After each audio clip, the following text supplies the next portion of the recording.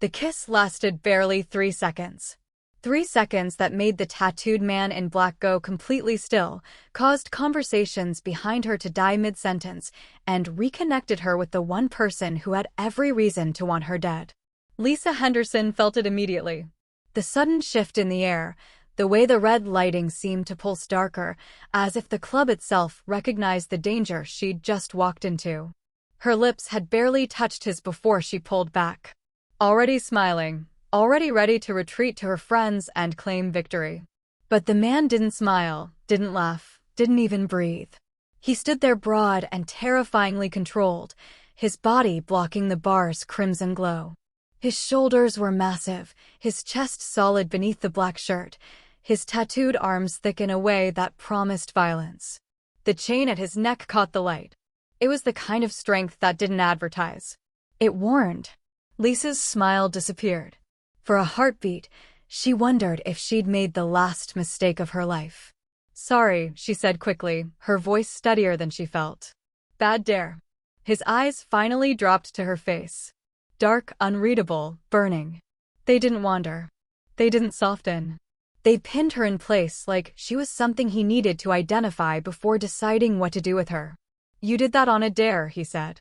It wasn't a question. Lisa swallowed, suddenly aware of how broad he was, how the space around them had cleared without anyone seeming to notice. She nodded. "Yeah, just a stupid game." The club kept moving around them. Bass thrummed through the floor. Someone screamed with laughter. Glass clinked at the bar. But in their small pocket of space, everything felt suspended. He leaned in slightly, not touching her, but close enough that she caught the scent of leather and something darker. His voice was quiet, controlled. "You're brave." She lifted her chin, refusing to show fear. Or drunk. That earned her something new. Not a smile. Recognition. Something flickered behind those dark eyes, surprise, maybe, or calculation. He studied her for another long moment, his jaw tight, and then he stepped back, as if releasing prey he'd chosen not to take. "Reckless, but brave," he added. That was all. Lisa didn't wait for more. She turned and walked back to her friends on legs that felt less steady than they should, her pulse hammering in her throat. Behind her, Peter Faison watched her go. And he didn't stop watching. Not for the rest of the night. 2 hours earlier, the night had felt like freedom. Crimson Lounge was packed and pulsing, the kind of place where red light painted everything dangerous and beautiful. Bodies moved on the dance floor. Bass vibrated through the walls. Every corner was filled with people trying to forget their week, their worries, their carefully constructed lives. Lisa leaned back in the booth, her hair falling loose around her shoulders, her third drink warming her from the inside out. She was laughing at something Natalie said, her face flushed, her guard finally lowered. It had been 3 years. 3 years since she'd given her testimony. 3 years since she'd disappeared into witness protection. 3 years since she'd looked over her shoulder every time she walked to her car. Tonight was supposed to be a celebration. She was free. The trial was over. The cartel had scattered. She'd survived.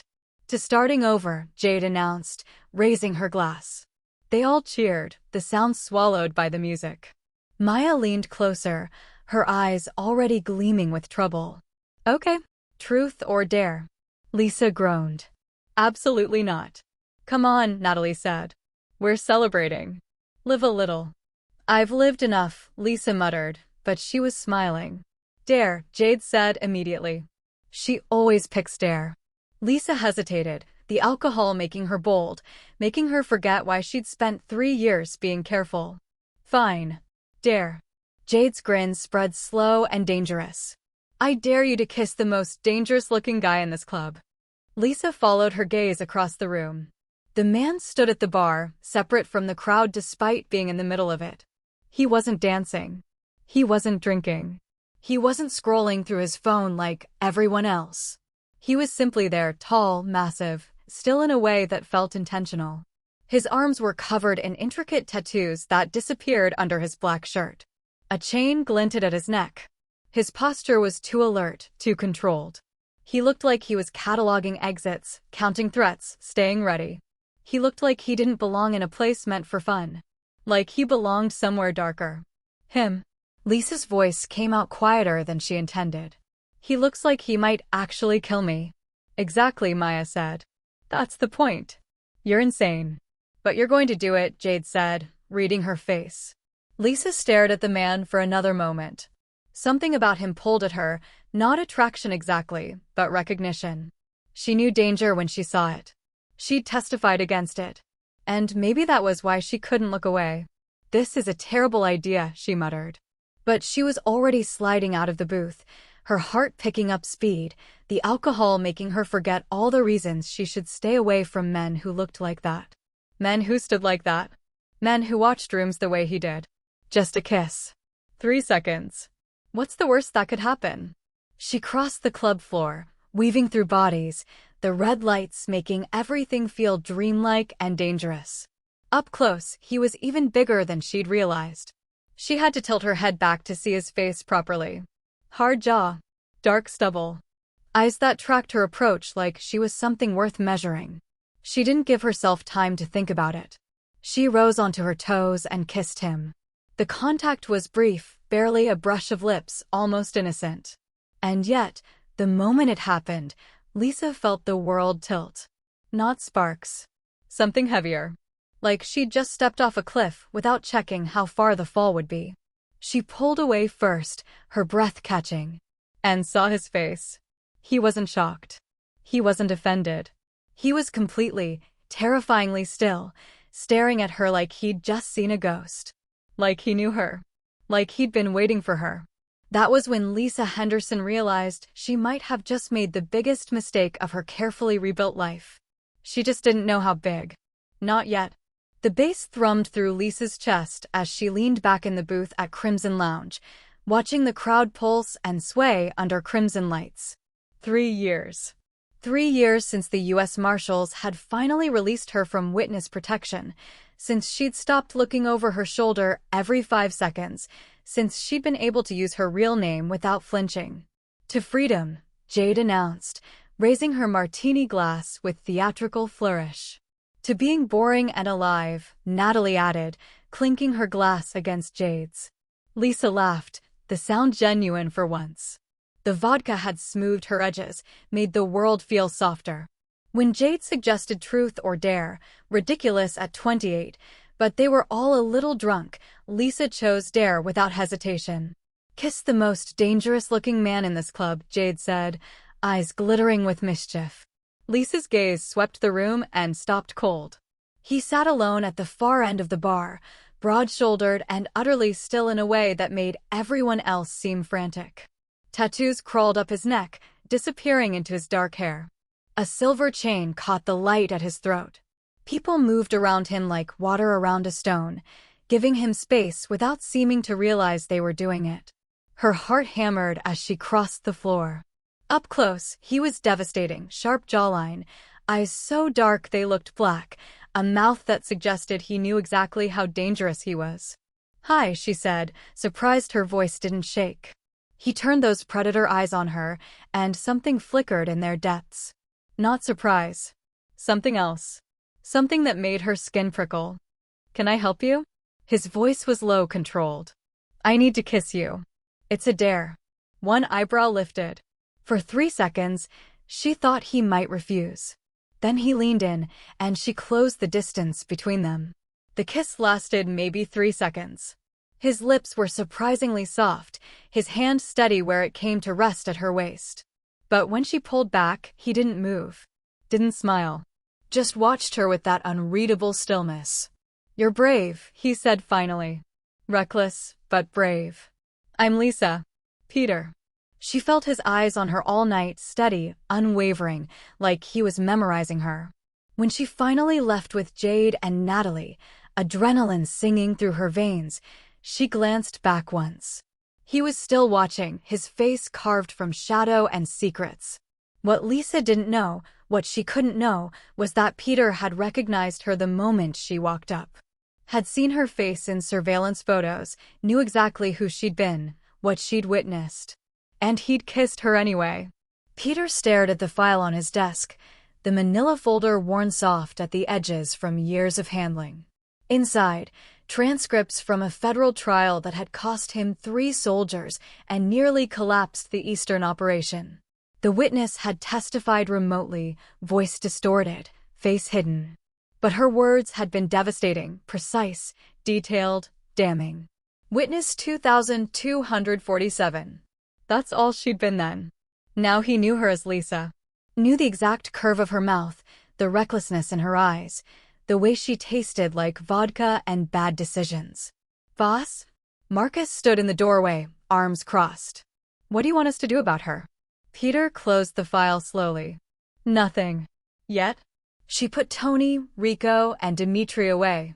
I said nothing. Peter's voice didn't rise, but Marcus stepped back anyway.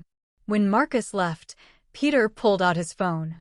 Getting her number had taken exactly 3 calls. Bartender knew a regular knew Jade. Jade's Instagram was public. Easy. He typed, Lisa from Crimson? Lisa's phone buzzed on her nightstand, pulling her from restless sleep. Her mouth tasted like regret and expensive vodka. She grabbed the phone, squinting at the screen. Unknown number. 2 words that made her pulse spike. Oh God. She sat up too fast, head spinning. Oh God, oh God. Jade appeared in the doorway, yesterday's makeup smudged. What's wrong? He texted me. Hot dangerous or serial killer dangerous? Peter. From the bar.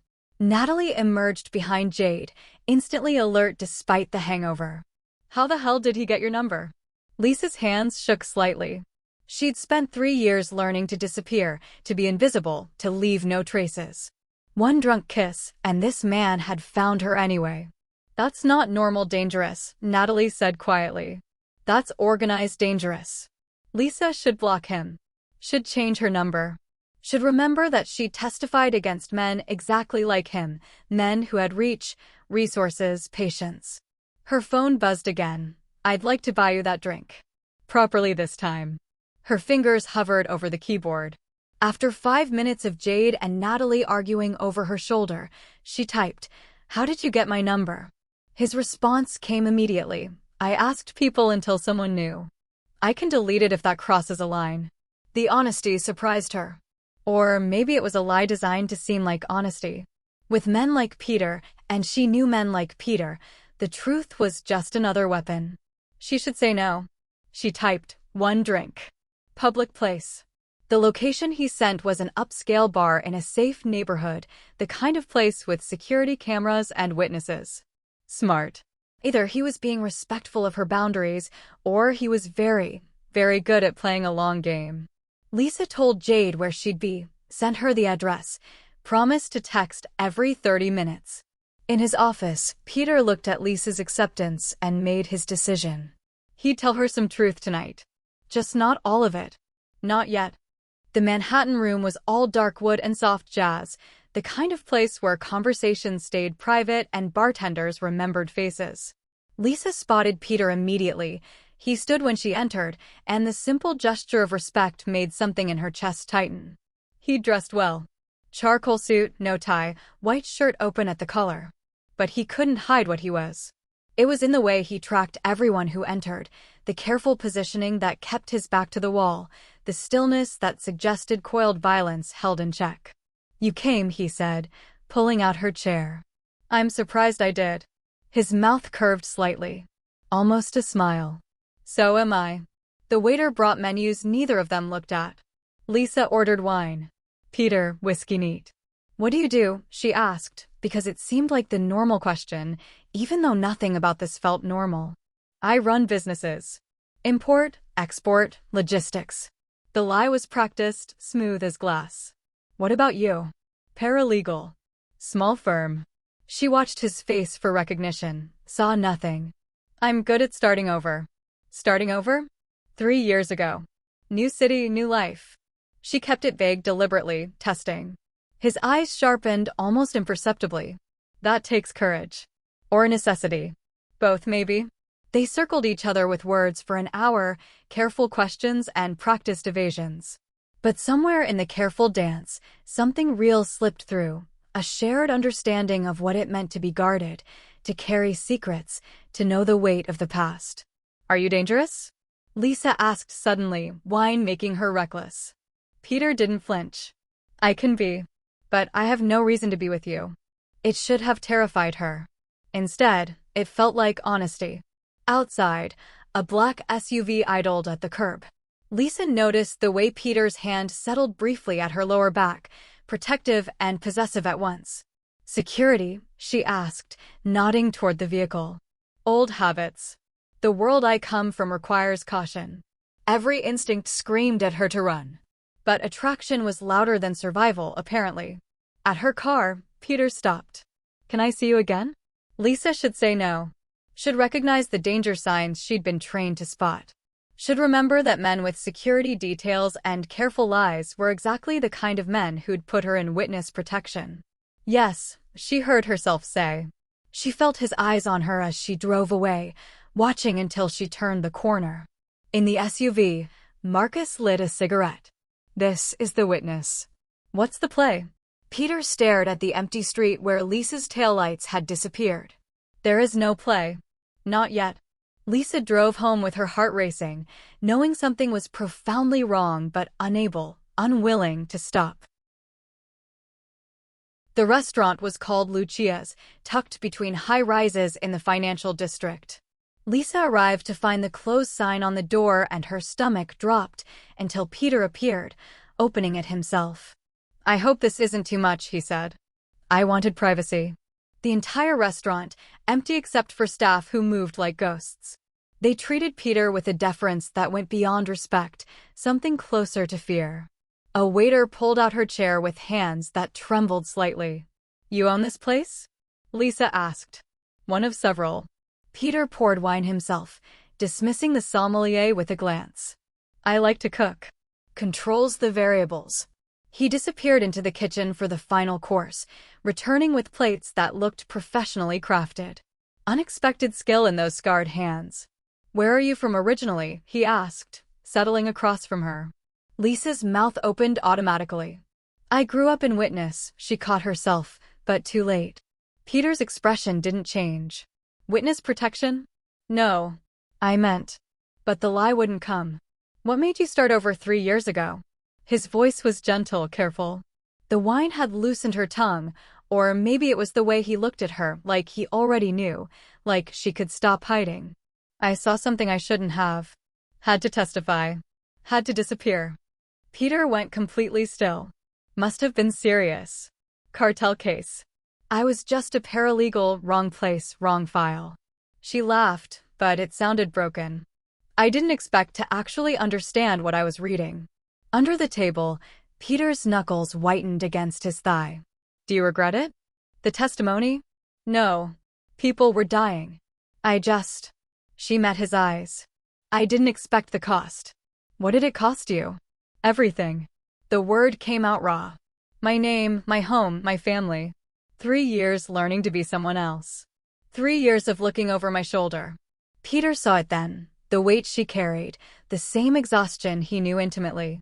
His carefully constructed revenge fantasy crumbled watching her pain. This wasn't the faceless witness who'd destroyed his operation. This was Lisa, who'd lost everything for doing what was right. Your turn, she said. What's your real story? He could lie. Should lie. I grew up in an organization. Family business. Not legal. She should run. Her hand stayed on the table. I should tell you to leave, Peter said quietly. You're too good for where I come from. Let me decide what I'm too good for. He kissed her then, pulling her close with desperate, conflicted intensity. She tasted like wine and terrible decisions, and he knew he was damning them both. His phone shattered the moment. Marcus, urgent. Peter pulled away reluctantly. This isn't over. In her car, Lisa finally Googled his name. The search returned nothing. Scrubbed clean. She sat in the dark parking lot, understanding finally crystallizing. Whoever Peter was, he had the power to erase himself completely. She should be terrified. Instead, she was already planning their next meeting. Lisa couldn't sleep. Every time she closed her eyes, she saw Peter's face when she'd mentioned the cartel case, that moment of absolute stillness, like a predator scenting blood. She called Marcus Chin on her lunch break, her ex-colleague from the prosecutor's office who'd moved to federal investigations. "Can you run a name for me?" "Sure." "Who?" "Peter Faison." The silence stretched too long. When Marcus finally spoke, his voice had changed. "Where did you hear that name?" Her stomach dropped. "Just tell me." "Jesus, Lisa." Papers rustled in the background. "Peter Faison is a major cartel figure. Distribution, enforcement, money laundering. We arrested him 3 years ago on racketeering charges based on witness testimony." The floor tilted beneath her feet. "Charges were eventually dropped. We had the testimony, but couldn't produce enough physical evidence without burning the witness." He walked. Marcus paused. "Lisa, this is the case you testified in." The phone nearly slipped from her hand. Her testimony. His case. The same event that had destroyed both their lives. "If he knows who you are." "He can't," Lisa said quickly. "I testified remotely. They never saw my face, never heard my real voice." But doubt crept in like poison. His interest in her. His careful questions. The way he'd gone still when she mentioned witness protection. "Lisa, you need to disappear again. Now." She hung up, hands shaking. Peter faced his inner circle in the secure conference room. Marcus stood, arms crossed. 3 other lieutenants watched with predatory focus. "The witness is a liability," Marcus said flatly. "Always has been. Now she's sleeping with you." "I'm not sleeping with her. Yet." Marcus leaned forward. "But you want to. And that makes her a problem." "She's not involved anymore. Leave her alone." "She put 3 of our men away. Nearly collapsed the entire Eastern Seaboard operation." Another lieutenant, Victor, spoke coldly. "She's a loose end." "I'm making a strategic decision," Peter said, but the words felt hollow. Marcus's eyes narrowed. "You're protecting her." Silence. "This is insane," Victor muttered. "She's the enemy." "She was a paralegal who stumbled onto evidence," Peter said quietly. "She had no choice." "Neither do we." Peter's voice hardened. "I said leave her alone." Lisa's text came that night. "I know who you are. We need to talk. Now." Peter stared at the message for a long moment, then sent an address. She arrived at his private office an hour later. Real security now, armed men, metal detectors, cameras everywhere.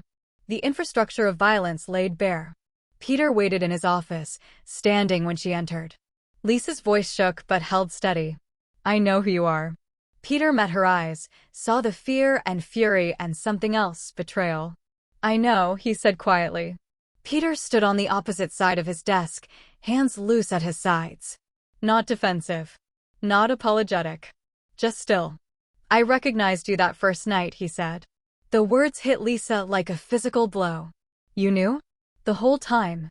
From the moment you kissed me." Her vision blurred at the edges. Every conversation, every carefully crafted question, every moment of connection, all of it calculated. "Why didn't you?" "Kill you." Peter's voice was flat. "Because the second I saw your face, I couldn't." "That's not." Lisa's hands shook. "Everything was a lie." "Not a lie." He moved slightly, and she flinched. He stopped. "I wanted to know the woman behind the testimony. I destroyed your life. You gave testimony about crimes that happened." His jaw tightened. "I'm responsible for those crimes. Not you." The admission stunned her into silence. "I don't deny what my organization did," Peter continued. "The trafficking, the violence, the money. It happened. You were a paralegal who found evidence and did the right thing." "Don't you dare make me feel better about this," Lisa said, voice breaking.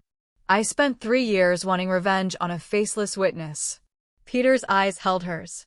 "Then you walked up and kissed me on a dare, reckless and brave and so alive. And everything changed. Your people want me dead." "They do. I won't let that happen." Lisa laughed, brittle and sharp. "Why should I believe you?" "Because I could have ended this a dozen times. I chose not to." He pulled out his phone, swiped through files, turned it toward her. Security footage. Timestamps. Locations she recognized: her apartment, her office, the coffee shop she visited every morning. "I've had protection on you since that first night." You were never in danger. The violation and protection twisted together, making her nauseous. I'm not asking you to forgive me, Peter said quietly. I'm asking for a chance. A chance at what? You're a criminal. I'm a witness. This can't work. It can't. Something raw crossed his face. Unless I change everything. She saw it then, the genuine conflict, the war between what he was and what he might become. He meant it. God help them both, he actually meant it. She should leave. Should call Marcus, her old handler, anyone. Should run and never look back. If you knew who I was, Lisa heard herself ask, why pursue me at all? Peter's control cracked slightly, and she saw beneath it loneliness, exhaustion, hope that hurt to look at. Because when you kissed me, I felt something I haven't felt in years. His voice dropped. Hope. Lisa drove home with tears blurring the highway lights into streaks of gold and red. Her phone stayed dark for 3 days. No calls. No texts. Just silence and the weight of impossible knowledge. Peter's war room filled with smoke and tension. Marcus slammed his fist on the table. Handle the witness or we will. Touch her and I'll kill you myself, Peter said quietly. The room went silent. This is insane, Victor muttered. Your life's work or some woman. Not some woman. Lisa. Peter's voice was steel. And I've made my choice. Jade paced Lisa's apartment, gesturing wildly. He's literally a cartel boss. This is insane. Say it with me, insane. He protected me when he could have killed me, Lisa said from the couch, knees pulled to her chest. He probably wants to kill you slowly, Natalie added. This is manipulation 101. Marcus called that night, voice grim. If he changes his mind, you won't see it coming. These men don't do second chances. Lisa stared at her phone after he hung up. She should feel terror. Instead, she felt loss. Peter stood before his inner circle, shoulders squared. I'm stepping back from operations. The explosion of voices was immediate. Betrayal, anger, disbelief. Because of the witness? Marcus's voice cut through the chaos. Because I want something different than what we've built. Peter met each man's eyes. I'll ensure the transition is smooth. But I'm done. This is suicide, Victor said flatly. Leaving makes you a target. Keeping her alive makes you weak. Then I'm weak. Peter's jaw set. I'm still walking away. The attack came on Thursday. Lisa was leaving her office when the van pulled up. 2 men, professional, moving with purpose. She ran, but they were faster. Peter's security intercepted 30 feet from her car. Gunshots cracked through the parking garage. Lisa hit the ground, hands over her head, ears ringing. When silence fell, Peter was there, pulling her up. Blood spattered his shirt, not his. Bodies lay crumpled behind him. I told you to stay away, he said, checking her for injuries with hands that shook slightly. I didn't ask for protection. You have it anyway. His eyes were dark, furious. They'll keep coming unless I end this completely. Lisa saw it then, the violence up close, unfiltered. The man he was beneath the careful control. The killer with hope in his eyes. I'm walking away from everything, Peter said, voice raw. The organization, the money, the power. All of it. For a chance at something real. He was offering her the impossible. A criminal trying to become clean. A monster reaching for redemption. Lisa looked at the bodies, at Peter's blood-stained hands, at the desperate hope in his face. If I say yes, she whispered, what happens to us? I don't know. But we find out together. Lisa said yes in a parking garage that smelled like gunpowder and blood. Not romantic. Not safe. But true. Peter began the systematic dismantling of an empire the next day. Transfers of territory, severing of connections, the careful extraction of a man from a machine built to destroy. It made him enemies, powerful ones who saw his withdrawal as weakness. They'll come for you, Marcus warned, the only lieutenant still loyal. Let them, Peter said. I'll handle it. He moved into a modest 2-bedroom apartment in Lisa's neighborhood. No security gates, no armed guards, no panic room. Just ordinary walls and a parking spot that didn't require clearance. Lisa found him standing in the kitchen one morning, staring at the coffee maker like it might explode. "It's just a button," she said, trying not to smile. "I've had people for this." He looked embarrassed, vulnerable in a way that made her chest ache. For everything. She taught him her world. Grocery stores on Sunday mornings, quiet dinners without waiters, movies in theaters where people talked through the dialogue. He was awkward, hypervigilant, checking exits and watching faces. But he tried. The danger never fully disappeared. An old rival tracked him to a restaurant. Peter handled it in an alley, while Lisa waited at the table, heart hammering. He came back with scraped knuckles and told her the truth. "I can't undo what I did," he said quietly. "The violence, the damage. It's part of me. I'm not asking you to be perfect." Lisa took his damaged hands in hers. "Just different." Jade met him 6 weeks in, skeptical and armed with cutting remarks. By the end of dinner, her expression had softened. Later, she pulled Lisa aside. "He looks at you like you're the only thing keeping him human." "Maybe I am." Peter got a job in security consulting, legitimate work using illegitimate skills. He was good at it. Protecting people instead of threatening them, solving problems without violence. Lisa watched him struggle with the transition, saw the frustration when old instincts surfaced, witnessed his determination to persist. 3 months in, they took a vacation. Small beach town, no one who knew either of their names. Peter sat on the balcony at sunset, tension finally leaving his shoulders. "I don't know how to be this person yet," he admitted. Lisa joined him, their fingers intertwining.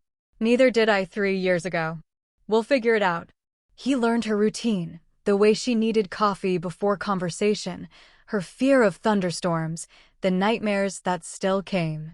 She learned the guilt that woke him at 3 a.m., the hypervigilance he couldn't quite shake, the hope that terrified him more than any enemy. They built something new from the ruins of everything they'd been. Slowly, carefully, together. 1 year after a reckless dare changed everything, Peter took Lisa back to Crimson Lounge.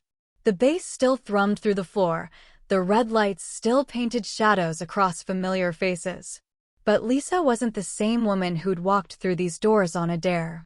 And Peter wasn't the same man who'd let her kiss him, knowing exactly who she was. They stood where it had started, bodies close in the crush of the crowd. "I've spent my whole life taking what I wanted," Peter said, voice low enough that only she could hear. "You're the first thing I ever had to earn." He pulled out a ring, simple, elegant, nothing that screamed wealth or power. Just a promise in platinum. Lisa Henderson. Her real name, the one she'd hidden for 3 years. "You testified against me and changed everything. Destroyed my empire, shattered my life, gave me a reason to become someone better." Tears blurred her vision. "You chose to trust me when every instinct, every friend, every logical thought said run." His hand trembled slightly. "I don't want a future without you in it. Will you marry the man you helped destroy and helped rebuild?" "Yes." The word came out broken, joyful. "Every day, yes." The kiss happened in the same spot where it began, same red lights, same pulse of music. But everything was different now. Not a reckless dare, but a conscious choice. Not 3 seconds of adrenaline, but a lifetime of intention. "I owe you my life twice," Peter murmured against her mouth. "Once for testimony that forced me to face what I'd become. Once for forgiveness I didn't deserve. You don't owe me anything." Lisa pulled back to meet his eyes. "This is choice, not debt. I choose you. Every day." They danced in the club where it all began, and Lisa thought about the woman she'd been fresh out of witness protection, desperate to feel alive, willing to kiss a stranger on a dare. That woman had no idea the 3-second kiss would detonate both their lives. She'd testified to destroy a criminal. Ended up saving a man instead. Peter held her close and thought about the revenge he'd planned, the anger he'd nursed for 3 years, the faceless witness he'd wanted to hurt. Then that witness had walked up with courage in her eyes and recklessness on her lips, and his carefully constructed hatred had crumbled in an instant. He wanted revenge. Found redemption instead. The dare should have been meaningless, a drunken game, a moment of bravado, forgotten by morning. Instead, it became everything. Love didn't excuse the past, couldn't erase the crimes or undo the testimony. But it built something new from the ruins, something honest, hard-won, real. As the music swelled and the red lights painted them in shades of crimson, Lisa pressed her forehead to Peter's and smiled. Sometimes the most dangerous thing you can do is give the right person a reason to change.